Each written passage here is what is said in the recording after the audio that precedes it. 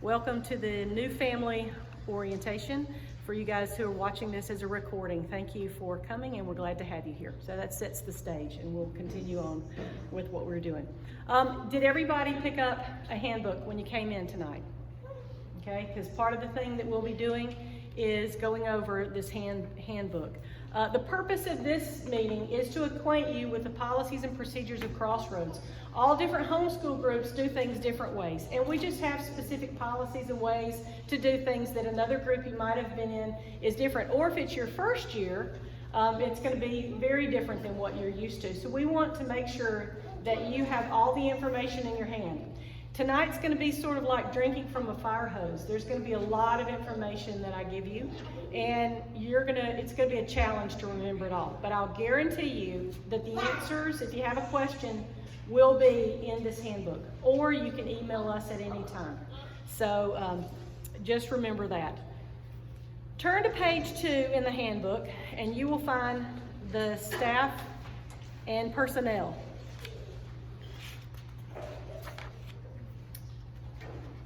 You see, as I mentioned, I'm the administrator. You've got Lori and Karen in the back. These other people you're going to meet tomorrow, okay? And you're going to see the different jobs that they do. We actually are privileged to have the co-op team here with us in the back tonight. We've got Lindsay Dixon, Patrice Bauman, and Julie Turner. And we are really privileged to have them doing such a great job with co-op. And they'll be there to answer any questions that you have tonight or tomorrow. So, and their contact information is also in the handbook, where you can email them and they will answer you as well. Let's see, the board members. My husband is actually across the way. I just saw him pull up. He's loading everything up for me for our meeting tomorrow. So I've got a car full of things that have to go to Bethel tomorrow, and that's what he's doing. Lindsay is also a board member, so we're glad to have her here tonight, and hopefully we'll have some more board members with us tomorrow. We are facilitators for you guys. We don't do everything for you. All of our staff, all those ladies in the back, are homeschooling their own kids, okay? And they work really hard at doing some services for us, but they're also #1 doing homeschooling with their own kids. And so if you have a question for them, email them. I promise you they're really prompt and they'll get back with you, but give some grace because they're trying to do their homeschool days as well. Our office hours, as you see there, are Tuesdays and Thursdays from 9 to 3. That's when you can always find us in the office. But we are always answering emails at really odd times of the day. So feel free to email us at any time, and we'll get back with you if it's not during those times. Or give us a call or come by and see us on those days. All right, the next slide, the school directory. When you guys filled out the registration, you gave all the information about where you live and your phone. If you put that you didn't want to share that information, this won't apply to you. But otherwise, we compile all that into a directory just for our own people. So if you've met somebody and you're trying to, who was that mom that I met at co-op and I don't remember her name, we'll have a directory that we'll be putting together with all the information, and that will be accessible somewhere in September. We'll send an email out, and it'll be available as a download for a short period of time. So you'll need to download it when it's available, because then it'll go away. So make sure that you do that. Just to give you a little bit of history about Crossroads, we started back in 1989-90 school year with 8 families here at this church. They wanted to start a homeschool group, and so they approached the church here at Community Presbyterian Church and asked if they could do that. And the church said, well, sure, that they wanted it distinctly to be a Christian homeschool group. That's why when you filled out your information, you also had to put a statement of belief, doctrinal beliefs that you agreed with. And so that's a requirement that we have. You also had to get your pastor to fill out a questionnaire saying, and basically the purpose of that is so somebody can say, yeah, they're involved in our church, I know them, they're here, they're not, just, this isn't a hoop. A lot of times we have people who come and they just want to join it. Well, I can find a church to join. It's like, no, this isn't a hoop that we want you to jump through. It's an important part of who we are, being distinctly Christian. But since the statement of beliefs are Christian and not Presbyterian, we have a lot of different denominations represented here. But the basic bottom line is that we all believe in the same God and His Son, Jesus Christ. We believe in the infallibility of the Word of God, and we walk that road. Are we perfect? No. Are we messy? Oh, yeah. Okay. But we walk it together, and we're pretty excited about doing that and entering into each other's lives. Okay, slide 4. The list of parental requirements is on page 5 and 6. Look at that with me. And this is a bit tedious, but it's really important that we go over them because, again, it's a lot of information. I want you to know what you're signing up for and what you're involved in and what your requirements are. Because as you get down the road, it's really easy to forget some of those things. We ask that you agree with these and that you follow with them. We ask that you review the requirements each year to refresh your memory. Registration at Crossroads assumes that you have read and agree with these requirements. And please understand the education of your children is your responsibility. All we do at CRCS is provide a legal church school covering for you to do that. Everything else is up to you. But we can't do our job unless you do your job. So we want to make sure you do that. All right. Look at the first one. CRC has a 170-day school year. That's a big question. A lot of people say, how many days do I have to get in my whole year? And it's 170 days. And that's 170 days on task, all right? And when you fill out, I'll show you about turning in grades in a minute, but that's one of the things that you're going to be putting down is your attendance. That's the one legal thing that in the state of Alabama you have to turn in is the attendance. So you would have 170 days. Number 2, the parents must keep daily records of subject matter. First-year homeschool parents, if this is your very first year to homeschool, we ask that you turn in copies of your lesson plans at the first faculty meeting that we have in October. That's when your first quarter grades will be due, and you'll turn in copies of your lesson plans. Your lesson plans are, we'll talk about this in a minute, are your legal documentation that homeschooling is taking place. So they're very important documents. And so we want to just get our eyes on a copy of those so that we can, if you have any questions about them, we can look at them and talk about anything that we need to. The next one, parents must submit grades and attendance quarterly online at crossroadschristian.us, and the forms are listed under the records tab. We'll talk about more of that in a minute. At least one parent must attend each quarterly faculty meetings. Okay? We have those in October, January, and March. And we have 2 locations. So each time those faculty meetings happen, you get a choice. You can go to the one at Eden Westside in Pell City, or you can come to the one here, depending on which location or which night works best for you. You only need to come to one of them. One in October, one in January, one in March. So those are mandatory. We recognize that there are some times that there is extenuating circumstances. People get sick. Lee, can I ask for prayer? Okay. We actually have a new mom here tonight who she did the preschool last year, and she's here tonight. Her little baby son, Squire, has been in the hospital for 12 days now. Are we on 12? And he's fighting for his life. And she's here tonight. I'm like, you really don't have to come here tonight. She said, I need a little bit of normalcy. And so if we can just take a minute right now, we're going to pray for Squire. Lord God, I just want to lift up Squire to you right now. I pray that you would be with him, give the doctors wisdom.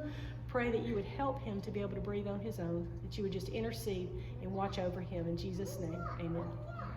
So these meetings are mandatory, but there are extenuating circumstances, and we understand that. And so we say, okay, one excused absence in the year. It's pretty surprising how many people are using their first excused absence on this one tomorrow. So we've probably got 50 families who have extenuating circumstances who can't come to the meeting tomorrow. And unfortunately, they're going to miss a lot of really important information, so I hope they don't miss out on anything that they wanted to participate in.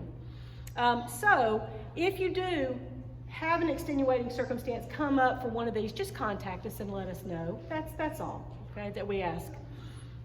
We publicize those dates. They're actually in the very beginning of your book here on page 1.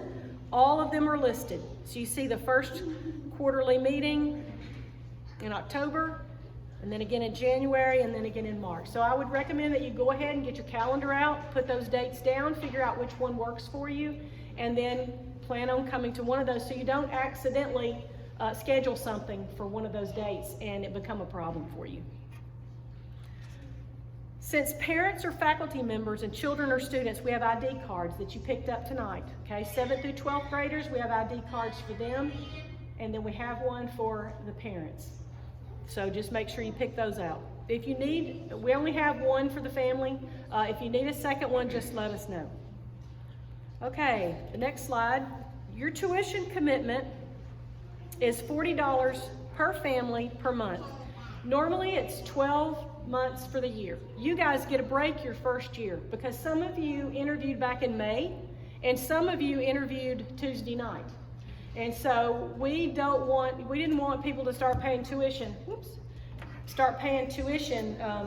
for months that you are just getting here. Let me try to get this. It's starting to fall down. So the first year, your tuition goes August through May, and then it'll start over again in June, okay? We ask that you re-register next year to let us know that you're planning on coming back, or you'll need to let us know if you're not coming back. You should receive an email, and I'll talk about this tomorrow too, but you'll receive an email the very last day of the month. If you had already interviewed with us, you got it the last day of July, and that's for August. And the tuition is due every month by the 15th. And we ask that you stay on top of that. We spend a surprising amount of time in the office contacting people and reminding them that their tuition is overdue. And you know, we've got a lot of things in the office that we need to do, and we ask that you not help that be, you know, a problem. So please make sure you do that. We do not accept credit cards, but you can, on that invoice, you can pay directly from that invoice. You can change the amount. It'll always say $40. But if you say, okay, I want to pay 2 months, or I want to pay 3 months, or whatever, you can alter the amount. There's a button that you can click to change the amount on that and pay the amount. Another thing a lot of our people will do is to go to their bank and set up an automatic draft payment. So we get checks from banks that pay the tuition for people and they never have to think about it. So if you find that remembering to pay that every month is a difficult thing, go ahead and just get that set up with your bank. Okay? If you had already interviewed by the last day of this month and you did not receive that QuickBooks invoice, make sure you talk to Lori in the back so we can check and make sure that we have the correct email address for you. Okay? We would have used the one that you used when you registered. Let's see. Okay. I'm just going to hit the high points on the rest of these in here. Number 8, we do not require membership in Homeschool Legal Defense Association, but we do recommend it highly. That's a national organization that fights for the rights of homeschoolers nationwide. They are in every state and every front. It's like having a lawyer in your back pocket and everything that you can imagine you would need about homeschooling information. Their website is fantastic. You can call them with any question that you can imagine, and they are Johnny on the spot. We use them all the time, and they are very helpful. This is the first year that it's not been mandatory. Okay, so making sure that we're still on there. And the information is there to get you a discount. That code will get you a discount should you want to join. All right, number 10, the parent/teacher must subscribe to the Statement of Doctrinal Beliefs on the back cover, which you also did when you signed up, and have a personal relationship with Jesus Christ and be a member in good standing of an evangelical church that requires your pastor to verify that every year. That's very important. Number 12, both parents and students are expected to agree with the policies and procedures outlined in this handbook. Students and parents must abide by the dress, grooming, and behavior standards at all school events, and we'll look at that on page 13 through 15 in a minute. If during the year, let's say we've had a lot of people this past year move during the school year, they just moved maybe from St. Clair County School District up to Pell City, okay? That's a different school district. If you move during the year and you change school districts, we have to fill out new paperwork on you to send to the Board of Education. So if that happens, make sure you let us know that. That's real important. The other thing on 14, returning families. So I know this is next June we're talking about, but let's say, this year goes and you're ready to start out a new year. Make sure you re-register by the 15th of June so that we know that you're coming back. Okay? I still have 3 families that I'm trying to figure out if they're coming back this year or not. They say they are, but they still haven't registered. So I'm still trying to chase them down. Okay. The last thing on 16, in compliance with Community Presbyterian Church Child Protection Policy, all faculty, you guys are faculty, okay? Parents in our school are the faculty members. So any faculty who have direct involvement with leading groups of students other than their own must have a current background check filled out with our school, our church. And so that basically means if you're going to participate in co-op or if you're going to participate in the plays and you're a parent who's going to be helping with that, then you're going to need to do a background check. And we've got all the information for that. It's $10. It's really quick and it's really simple. But then you have the knowledge of knowing that when your kids are involved in those things, the people that's working with them, we've done a background check on them. Okay. Slide 10, record keeping. There we go. Page 7 in the handbook. If this is your first year, as I mentioned, you're going to turn in those lesson plans. Again, that's your legal documentation that education is taking place. Lesson plans are something you do ahead of time.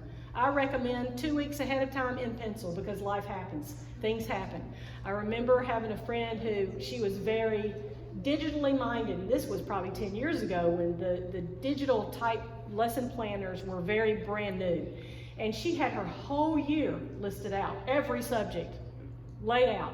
I'm like, what are you going to do if, you have to go to the doctor and you don't get to do math that day? It throws everything off. So it's very simple. On our website, under records, there's a copy of one of these that you can download if you want to. I used to just get a teacher's book or use a calendar, and I would keep it in the calendar. So just whatever system works for you, figure out, what that is. And there's some pretty good free printable ones online that you can access as well. So just make those copies and turn them in if it's your first year.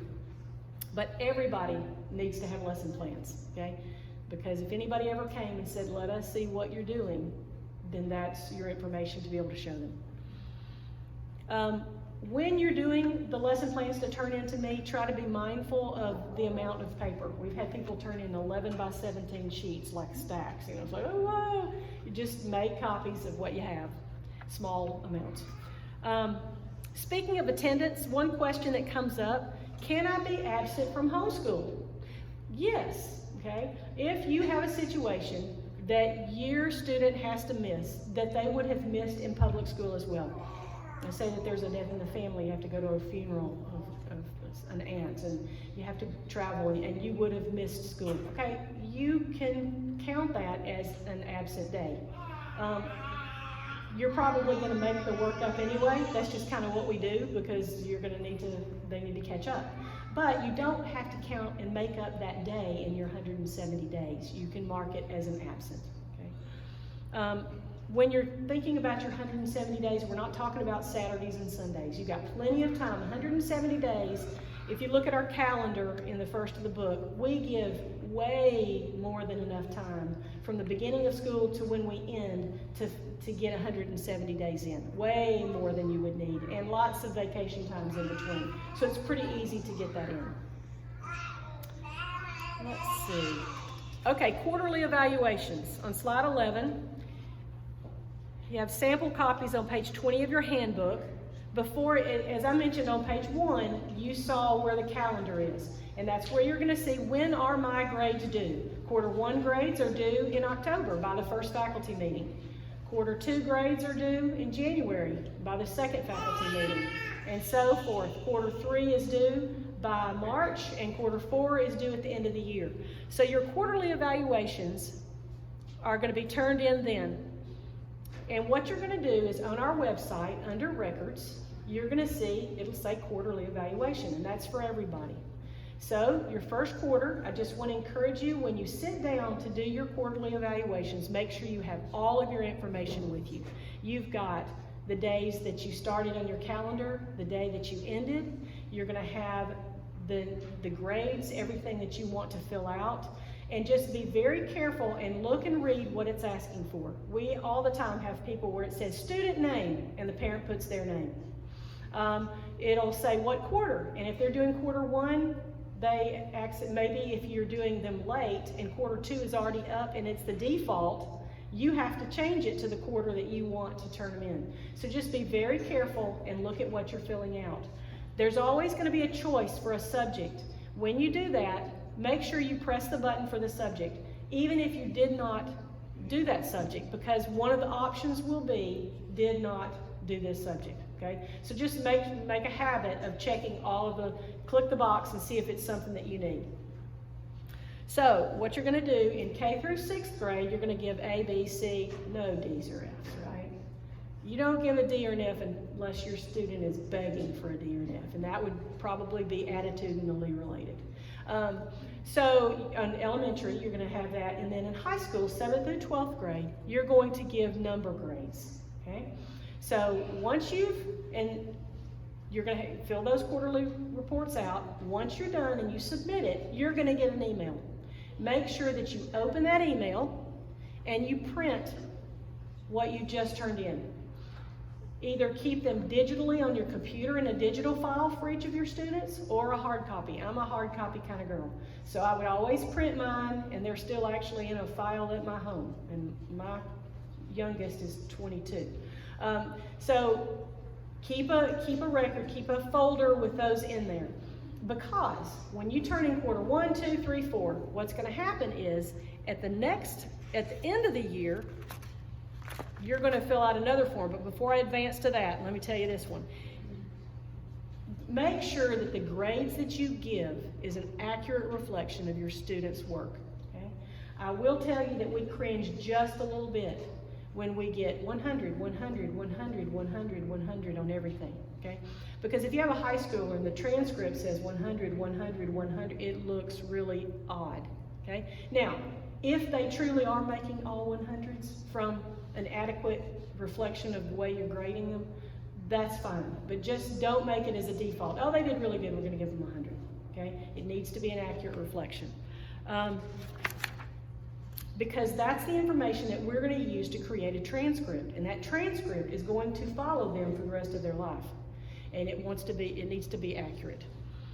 If you don't turn in your grades, we have nothing to use to make those transcripts. We have people right now who are transferring to another school and they didn't turn grades in. We can't do a transcript if we don't have grades. Okay, so you have to give us what we need to be able to produce the transcripts. So you do your job, so we can do our job. Let's see. There's going to be an area when you're filling those out that'll have comments, and you feel free to use that spot for writing any comments of things that you've covered in that subject or things that you did in that subject, maybe field trips that you did. It's a great way to use it as a history because you've got more students maybe coming up and you don't have to reinvent the wheel. You've got the information there for what you did with that student in that grade. Okay, slide 12 and 13, the end of year summary report. These are two different reports, one for elementary. So this is where people get really confused. You got quarter 1, quarter 2, quarter 3, and quarter 4, okay? You have to do all 4 quarters and then you combine those to create the end of the year. For elementary students, you're going to choose the elementary end of the year and you take quarter 1, 2, 3, 4, average them together, and there's your ending, okay? For the high schoolers, 7th through 12th grade, it's going to be secondary end of the year, and you're going to take semester 1, which was a combination of quarter 1 and 2, and you're going to have semester 2, quarter 3 and quarter 4, and you're going to fill out that information. And in 9th through 12th grade, you're going to also then assign a credit, okay? And so that, as they get older and you're working with credits, we'll talk about that in a minute. Again, once you submit those grades, make sure you get that email, and you open it up and you print it, okay? Because you're going to need it. And those quarter 1, 2, 3, 4 that you printed all along, that's what you're going to need to fill out your end of the year form, okay?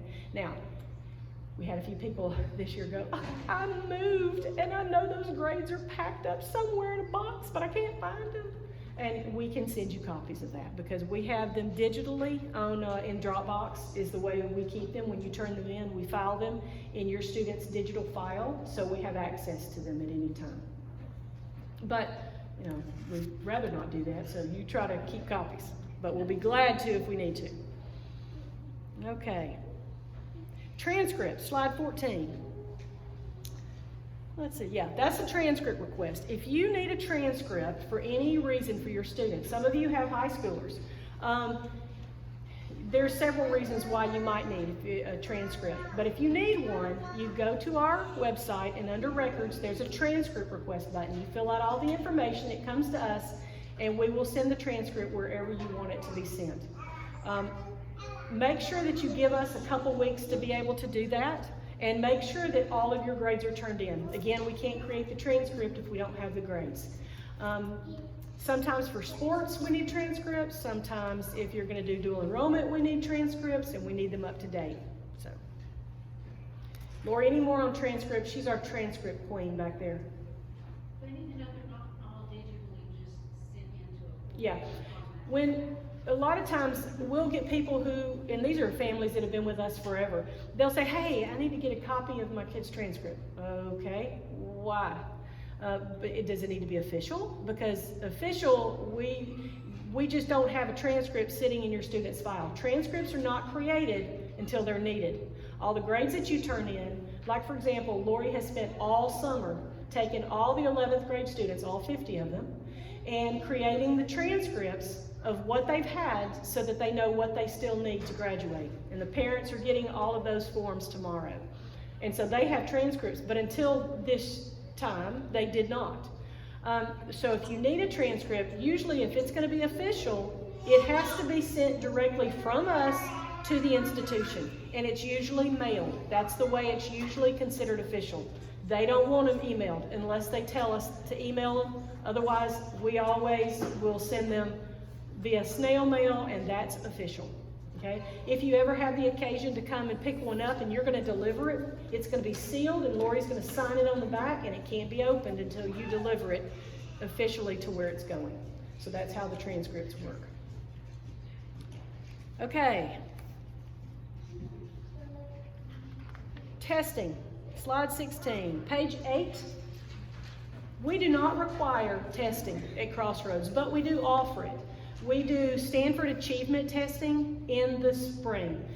This will be our first year that we do not have access to the Stanford specific, that type test. We'll be doing another one. I'm not sure what we'll be doing yet, but we will be offering it, and we also give you lots of different options if you wanted to do those testings at home online. We give you some information on how you can do that as well. So when you think about testing, some people want to do that. You want to get your kids ready for taking tests when they get a little bit older, so that when the time comes for maybe if they want to go to college and they have to take an ACT or an SAT, it's not the first time they've ever looked at a test and they're not scared by it. So those are helpful things.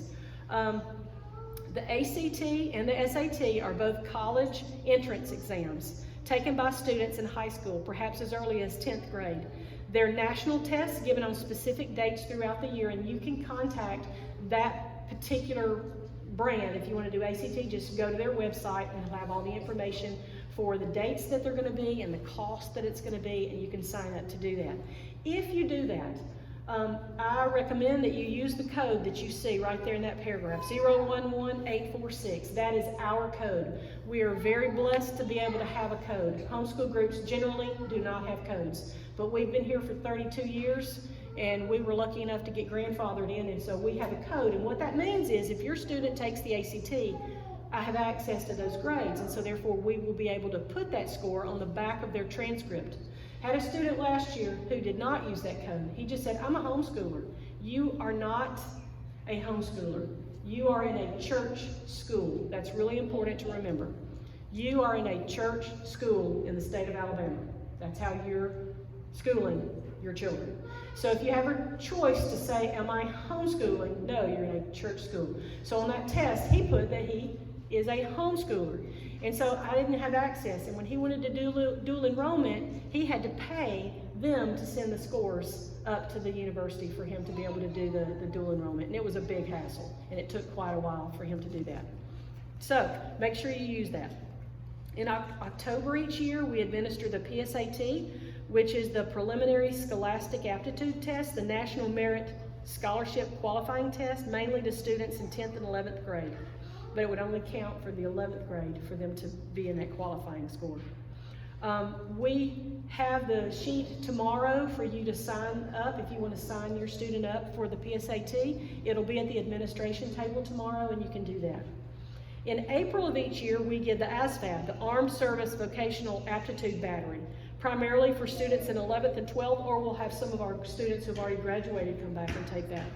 We provide this as an opportunity for career planning and preparedness. It is one of the best tests that we have for our students to be able to see what career options they can have. They don't have to join the military. What happens is an educational consultant comes after that test and sits down with all of the students and takes their scores, and they can see what they scored well in, and they can delve into all of the career choices that they scored well in. And they can go very deep into these different career options and what you would have to do to actually do that job and what would be available to them. So for more information there, for the ACT, that's just the email addresses. Some reasons you might want to take a test, an ACT test or a score standardized test if you're planning on going back into the system, especially as a high schooler, it's good to have an outside score, okay, an objective score.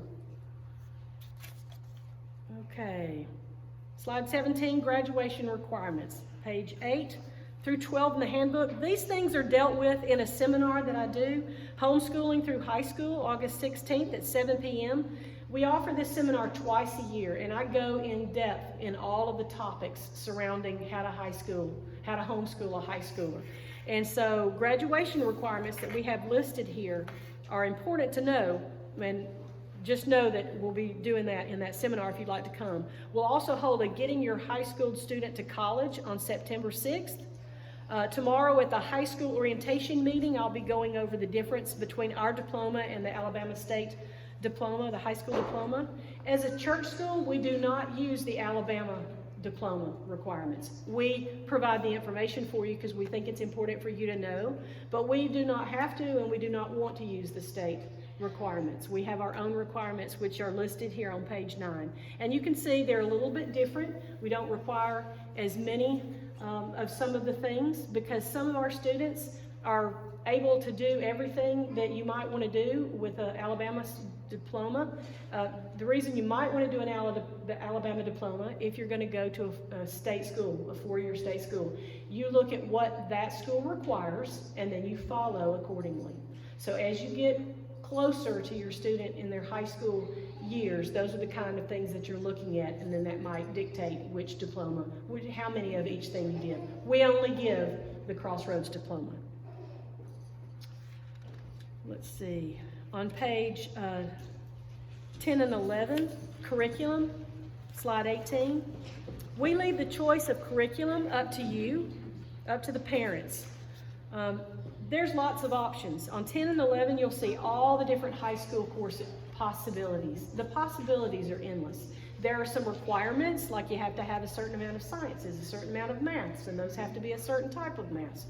But you're free with a lot of electives and choosing different sciences. You've got a lot of options and choices, and we don't tell you what you have to do, but we do offer, information in here.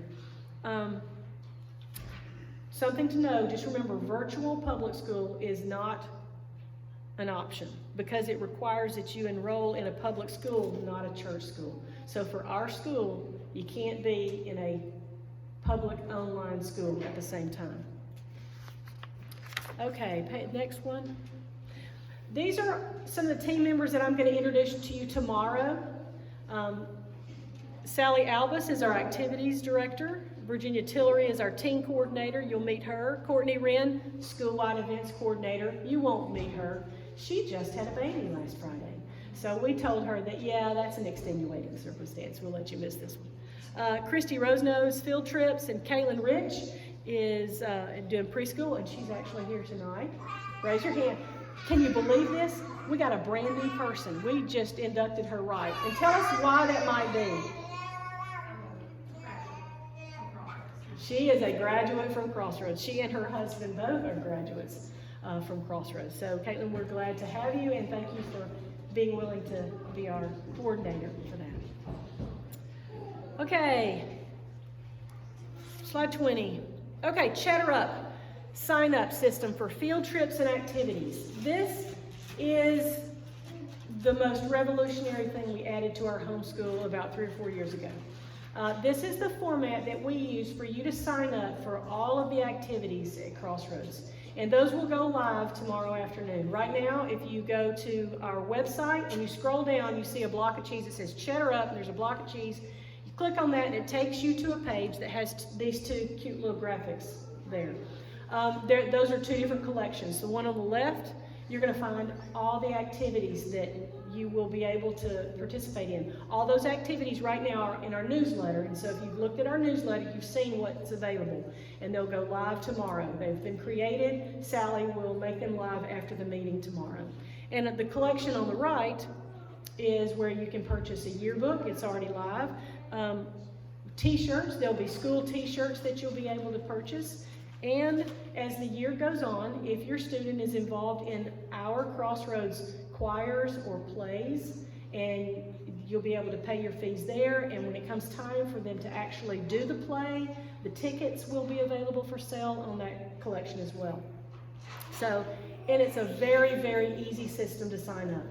This year, you guys are new, so you're not going to know any different. Up until this year, we ate the fees, and that has gotten to be very difficult. So this year, you can still choose how you're going to pay. You can choose to pay with a credit card, you can choose to pay with an e-check, and you can choose to pay with cash or a check, okay? And a cash and a check, there's no extra fee for you. You just have to get it to the office or the field trip coordinator within 2 weeks of purchasing it.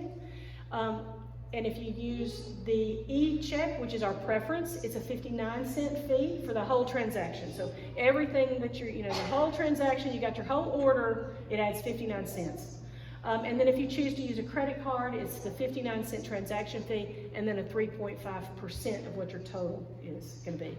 So all of that information is in the newsletter, and it's also going to be on Chatter Up, so you'll be able to see that again when you're signing up. All right, page 21, field trips and activities, field trip guidelines. I'm going to let you read those for yourself. I asked Sally. Sally would have been here tonight to go over those, but her son is playing football, and tonight is his first game. And she said, can you cover that, Jenny? And I said, sure. So our field trips, the main point she wanted you to get across to you is she wants to welcome you, and she hopes that you have a great year. And all these field trips are for you guys, okay? That's why her team puts them together, to enrich your homeschool experience. So you'll find those, all the information there. Just make sure that you do read through those and sign up for those. The biggest one that's coming is our back to school bash, which is going to be the last Friday of the month. Somebody tell me that date. Is it 26th? It is 26th, right? Yep. Okay, 26th. And it's going to be at Shaco Springs, and it is an absolute blast. There's the lake, there's slides, there's games, there's all kinds of things. We went there last year, and everybody had a wonderful time. But you have to sign up really quickly, because the deadline is the day after the faculty meeting. So Sunday is the deadline. There's waivers that you have to fill out, and she needs it signed up because we have to give Shaco our numbers on Monday. So it's not that we're trying to be mean and give you very little time to sign up. It's been on our website, our Chatter Up, for quite a while. We've been advertising through emails, but you may or may not have seen that. So just make sure that we'd love for you to join. It's a great way to get to know some new people. Just jump right in. This first year you're new, just jump right in. It's a great way to do that. Okay. Co-op classes, as we mentioned in the back. slide 22 there, Friday co-op. Sign up for the fall classes is next Friday, August 19th. First classes begin September 9th. It goes through November 18th, and there's the information there. All that is also in your handbook, and the ladies are in the back tonight to answer any questions. They've really outdone themselves. They do a good job, and it's a fun time. I've also told them they probably do too good of a job because they're growing so big. It's a great time where the families get together, parents have decided what they'd like to teach, and you get together and everybody works together to pull it off, and it's a fun time on Fridays. Friday is our busy time here. That's when everything happens. Co-op happens, dance class happens, the team dance class, key club, elementary play, the teen choir will be going on. All this information is in that newsletter, so make sure you sit down and you peruse that before you come to the meeting in the morning, because all those people that are running those things will be there to answer any questions that you have. All right, the next one, slide 23, dress, grooming, and behavior standards. Now, the next question you may ask, why in the world does a homeschool need a dress code? Okay. Obviously, we don't expect you to uphold this code when you're at your own home, but we do ask that everybody follow these guidelines when you're here, either parent or student are participating in school events, field trips, co-op, ballroom dance classes, other activities. Please abide. Unfortunately, we're all different. That's why we have different denominations. People feel a little bit different about different things, and as you know, the fashion industry does not make it easy to buy modest clothing these days. So we have just had to come up with some guidelines to give some just basic guidelines, and that's what we've done here on page 13 through 16. Please make sure that you read these with your students, especially your 7th through 12th grade students, because we're going to hold them accountable to this. And if they don't know what they're being held accountable to, they might be a bit confused. So we need you to make sure that you sit down and go over that. I'm going to just highlight a few. On 14, we do have speech and behavior. You can guarantee that the reason they are in here is because we've had to deal with these things. I can promise you, if we ever have to deal with students, it is in order to love them well. And it's in order to bring redemption of what's going on, okay? And character and drawing hearts closer to God. That's our goal. Anytime we have to enter into messy places that have to do with discipline. So at the top there on 14, it says, students and faculty of Crossroads Christian Schools should seek to glorify God and build one another up through their conversations, okay? And then the rest, it goes on to some things that that not be happening, okay? I think if we just do that right there, if we try to build each other up, then there won't be issues. So we ask that you kind of go over there. And it's our speech, whether we're speaking out loud or we're texting or whatever, the communication that your students are having, we need you to keep tabs, know what's going on. We encourage you to do that. On 15, school policy is written to serve and help people. When disciplinary action is needed, it will be taken. Although discipline may be firm, it's intended to benefit the student and assist him or her in developing life skills and character that result in the understanding that consequences come from wrong actions. And again, okay, this is generally not something we have to worry about. It's just on Friday, basically, we're a school. At any given time, there's 150 kids here. And it functions and it looks a lot like a school. And, I've had people come up to me and say, well, wait a minute, this is a Christian homeschool group. Why are you having to talk about things like that? And I just kind of laugh. I'm like, what do you mean? It's people with hearts. And our hearts lean towards sin. And we have to lean and ask for repentance and ask God to help us lean into Him, or our hearts very easily go to places they shouldn't go. And so do our students, so do our kids. So I think the minute we say, oh, my kid would never do that, yeah, you're in a dangerous place, because they very, very easily. So anyway, let's see. Please note that behavior is also addressed. As a school board and school staff, we approach discipline from a position of God's grace being freely bestowed and that all believers are forgiven sinners in whom God's Holy Spirit is working. Our policy is written to serve Christian families as they raise their children in the nurture and admonition of the Lord. You know, our students come to Jesus at different times in their lives. Okay? There comes a time where your student has to make the faith their own. We raise them, we teach them, we give them truth, but there has to come a time where they make it their own. And that happens at different times. And so we just have to be alert, and we watch, and we do hold our kids accountable to what you read in here. So help us do that, parents, as well. Any questions? I know it's a lot of kind of basic things that we've gone over, but I just want to, yeah. Well, it's not on the standards that you were just doing, but I wrote in a question on the testing in the spring. Does that count towards the 170 days, or would that be separate? No, I would build that into your school day. Okay. Yeah, definitely. Yeah. Okay. All right. We want to welcome you to Crossroads. We trust that your family's enrollment would be beneficial. If we can help you in any way, you know, there's, again, the answer is probably in the handbook, or you can contact us. Our office hours, again, are Tuesday and Thursday from 9 to 3. We're usually here. Some of us are here on Friday. Poor Karen. She's usually got her feet in just about everything. So some of us are here on Friday. We do not have office hours, but you might be able to catch us, and we might be able to help you with something. So you can attempt that. Make sure that you've subscribed to our email. You do that by going to our website. We talked about it when you interviewed. Make sure you do that. That'll keep you current on what's going on in the school. Please read your communications that we send you. We send an email out on Monday of every week. It's called This Week's News. My Gmail, if you have a Gmail account, I'll tell you right now, that's going to go to your promotions folder, and it's going to get lost. And the important things we're trying to communicate to you, you're never going to see. So we try to solve the problem. Make sure every Monday evening or Tuesday morning, go on our website, and at the top left, there's a button that says This Week's News. That's the same email that went out. So I know that I can go there. If it got buried in my promotions, I'm going to find the information. And it's just the important information for that week. Usually a graphic telling you what's going on, and any information we're trying to communicate that week that we really need you to see. Make sure that you're reading your newsletter. That's also where we communicate. We have a Facebook page. That's not the way you want to communicate with us. We don't answer questions on Facebook.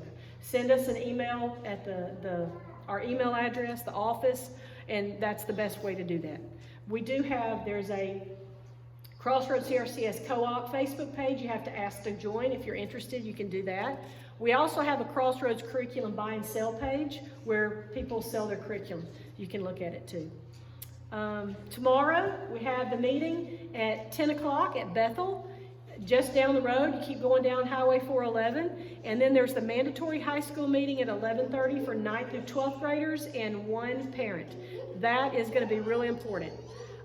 There'll be people there starting at 9 o'clock that'll have tables set up. The Key Club, Builders Club, choir, drama, co-op will be there again. We'll have all kinds of people. And we have outside vendors coming, Civil Air Patrol, Trail Life, Snyder Therapy, College Prep U. We have lots of people coming. So we encourage you to come early and just kind of mill around, meet some people. And then the meeting will start at 10, and then the high school one will start again at 11:30. All right, thank you guys. Appreciate you coming.